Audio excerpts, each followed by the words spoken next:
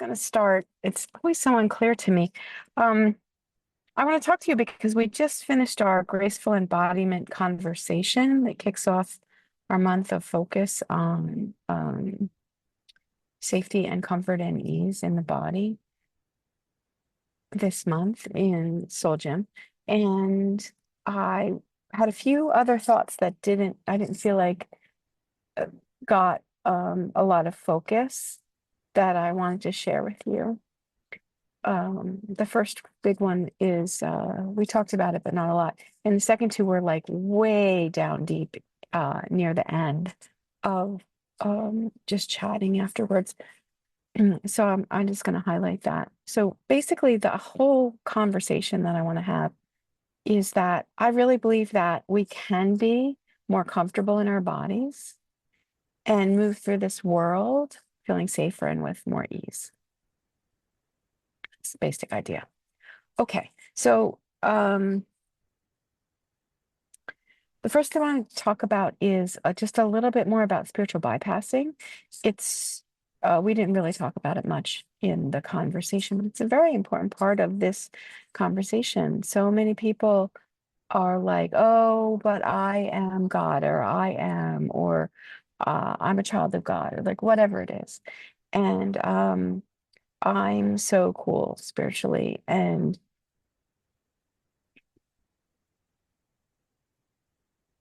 our bodies have their own experience.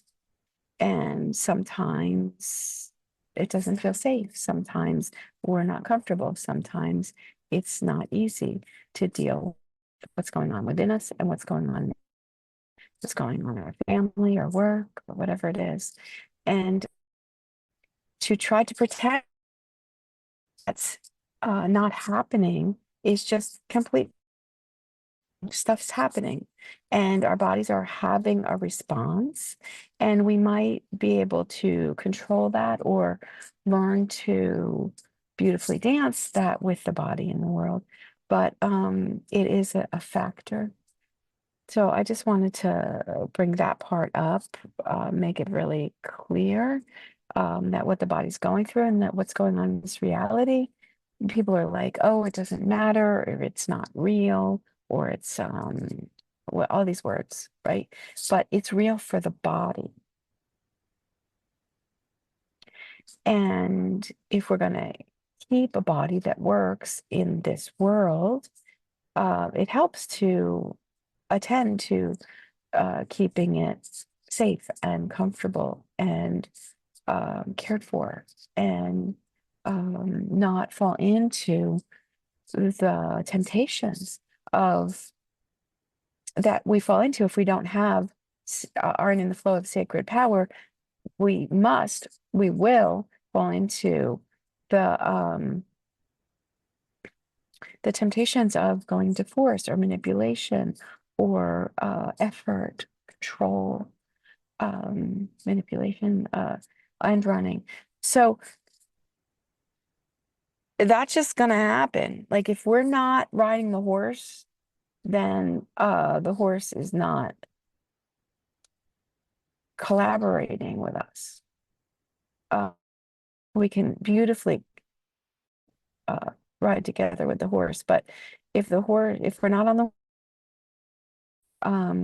not in control of the horse, we're not comfortably collaborating with the horse, then the horse is going to do stuff. The horse is going to get its needs met. The horse is going to react if there's a snake on the ground, or it's just about to fall into a pit, or if it's starving, or like whatever. The horse is going to respond about that. And we might not want to own it, or it might surprise us, or we might be like, oh yeah, I just had a little blip, but that's not who I really am. Well, it is. Like what I notice on Facebook is there's a whole lot of saying I am this thing spiritually and then behaving differently. And that's on Facebook. That's where we like have a chance to like have a minute to not be so competitive, or not be so my experience is the experience, or my opinion is the opinion, or not be so mean. So there's stuff, the horse is doing things, and spiritual bypassing is to pretend that there is no horse and it doesn't matter, and we don't have to handle the horse. I'm just using that metaphor in this moment. So anyway, that's that. Body, my experience and what Jesus told me, a certain point in my development was about, Jesus was really strong. He would not shut up about this on a new level. He's just like, you have to take care of your body in a different way, or you're not going to go on in your spiritual journey. You're not going to go on in your soul development. You know, you have to deepen here in the care of the body and the collaboration of the body and the tending to the body and the healing of certain aspects of what's happened in your world. And if you don't, you just won't go on. You'll just stay where you are in your spiritual development, in your soul maturing. And he just never shut up about it for like many, like basically he was talking to me about it for about a year. And then it just kept escalating. And eventually I'm just like, you know what? I'm doing this best I can. I'm gonna do a retreat about it. You know, we teach what we need to learn. I did a retreat about it, and then like it got handled because I had to do it, not just for me, but for my retreat people. And I got it deeper. I went deeper, whatever it takes, right? And people love the retreat. But like the reason I did it was because I was going where it served my soul development to go. And then I did, and I'm so grateful because it's been a bump of unveiling or blooming or whatever you want to say it since then. Okay, so things that I came out of the conversation, the two things about that were at the end, I really want to highlight. And one is my friend Nora was talking about, so, you know, shit hit the fan at work, and she didn't have time. She's like, I don't have time to do, like, we have a spiritual practice, we have a soul things we do. She's like, I didn't have time. I couldn't go. I didn't have 5 minutes to do this and do this and do this and do this. And she's like, you know, I kind of just did this mini version and duppity-duppity-doop. But and she was a little apologetic, and it's just like that. It was so funny because I'm listening to her and I'm just like, no, what you're telling me is you get it. The practicing, because we practice so that we can be here in the body with this reality, connected to heaven and earth, noticing what's going on, see, choosing how to respond, and not reacting, choosing what to do next, choosing where to go and what to do, and carrying that out, and you know, being captain of our ship.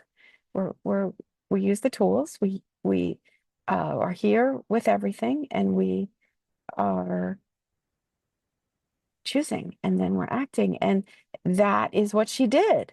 And I was so happy and proud for her. Like, you know, not that, you know, there's more learning to do, there's more, you know, growing muscle, there's more endurance, there's more balance, there's more flexibility, right? There's things to learn, there's more to, but it's just like she's got the basics. Because once we can be captain of our ship or driver of our car, once all the shit hitting the fan doesn't make us fly away with everyone else, we can stand. As the pushback comes, we stand. And then from there, we're captain, we can choose and we act, and that affects everything. Even though in her work situation, she's not like anywhere in leadership, she's like serving. But in that scenario, she becomes even more obviously a leader because everybody's like, all hell is breaking loose, and she's doing what needs to be done. She's being a soul leader. So that's very exciting. And I was just so glad to hear her talk about that. And I just wanted to give her props and highlight that because it's like way down deep in the end. the point, just like I was, just like soccer practice, like soccer games are not soccer practice. We practice our skills, we um, develop inner habits along with the outer habits that we just do. And this, I was saying in the conversation, we do that in sports, we do that in the military, um, we do it all over our lives that we become who we practice being. I notice this with older people. Some older people get so delightful and some don't. Like we get the fruit of our practice. We get the fruit of what we invest in, what we reap, we sow. So, the other thing I want to say is that my friend Jeff was sharing about, and this is maybe intense. If you don't want intensity, you can stop listening now. He was talking about some really scary hallucinations, he was calling them, that he used to have. Um, and that's a whole nother aspect of the fear and the safety and the security and the being comfortable here now in the body with what's going on. So often we focus on outside. We focus on they're going to get us, bad things going to happen, right? Like worry, anxiety is so often focused outward. Um, the bad, the cops or the robbers are going to come, like whatever, the bad things. Um, or we'll get a disease or somebody we left out here, like whatever it is, right? So often the fear is focused outside of ourselves. But I have found, and I remember this talking to Jeff about this. It's like, oh God, I remember when I was before I had this practice and my psychic abilities, my soul senses exploded. Like I went through some periods where I just was like I was crazy on the inside. And I think a lot of people, we go through this. There's a lot of people I know that are overwhelmed with worry and anxiety. There's people like that are just perseverating. These are things that we know and understand, but I just need 2 minutes. I need 2 minutes. So, there's just so much that if our mind gets away from us, if our dreams, our nightmares get away from us, if our emotions get away from us, if our survival, it defaults, get screwy, all this stuff can go awry within us. And then also the experience of from outside, people experience like demons or outside nefarious energies. So whether it's from inside or outside, uh, in our experience, all this stuff can be handled. All we can learn, bizarrely, it's true, we can learn truly to have dominion from inside out, for real. And that is my experience. And it took me longer than I thought it should take me. It took me a long time. I'd get a certain amount of what we call seniority, a certain amount of sovereignty within, and get knocked down. I had a really hard coming up, and I worked with. There was just stuff that got defaulted for me to not be sovereign in my space, to be victim to a whole lot of stuff inside and outside, and to overcome those defaults was extraordinary. It's a miracle. So even though I had phenomenal tools and distinctions and support, um, still it took me a minute. But it's doable. And the good part about it is like because I had to overcome so much, I have big muscle about this. I've helped so many people, not just with learning the tools and the processes, but to stand by them, hand in hand, back to back, and deal like with the shit that can carry us away. And my heart goes so out. This is what encouraged me to make this share. My heart so much goes out to people who, like, we just make ourselves crazy. We make ourselves crazy. And or there's stuff around us that's so crazy making that and people don't have the containers within and the place to stand that's safe and comfortable and secure and the levers to move that are necessary. So I just wanted to share hope because there's a lot of people suffering over all kinds of stuff like this. We're our own worst enemy in so many ways, and that doesn't work. It just doesn't work. And it's possible to turn that around and to really learn to take dominion from the inside. And there's a lot of people who are trying to take it on the outside and doing harm. Whereas if we take it from the inside, we are a space of authority from the inside out. We are standing to speak Christian. We're standing in the the the keystone of the fruit of the Spirit, which is often poorly, I believe, translated into our culture as like self-control or even temperance, but it's mastery from within. The keystone spiritual fruit is mastery from within, and that's the whole conversation here. When we find mastery from within, from spirit to soul to body to life to world, it's a whole different world. So I'm not going to go on and on about that. It's a whole different world. So thanks so much for listening and bless your heart. And I am concerned that I did not hit the right button.